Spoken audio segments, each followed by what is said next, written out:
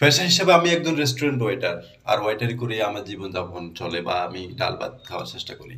কিন্তু আমি পৃথিবীতে যতদিন আছি সবসময় চেষ্টা করি মানবিক কাজ করার জন্য।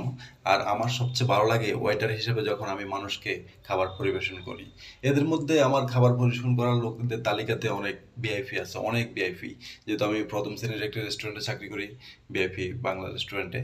কিন্তু এখানে কিছু ভিআইপি কাস্টমার আসে, বেশিরভাগই উন্নত মন্ত্রী এমপি পর্যন্ত আমি খাওয়াইছি।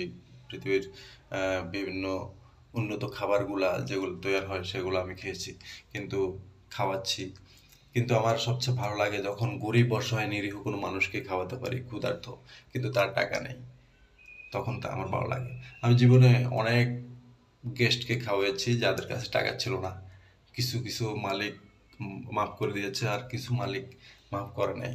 ওই টাকাটা আমি বহন করেছি। কারণ খাবার, মানবতা, এগুলো হচ্ছে সবচেয়ে মানবতার সবচেয়ে বড় কাজ হলো মানুষকে খাওয়ানো, ক্ষুধার্ত ব্যক্তিকে খাওয়ানো। তাই আমি ওয়েটার ভাইদের উদ্দেশ্যে বলবো, যারা ওয়েটার আছেন তারা চেষ্টা করবেন ক্ষুধার্ত মানুষকে সবসময় খাওয়ানো, হেল্প করা, এবং ক্ষুধার্ত মানুষকে সবসময় মন থেকে খাবার অনুদান দেওয়া, বেশি বেশি করে খাওয়ানো। এটা হচ্ছে সবচেয়ে বড় মানবতার কাজ।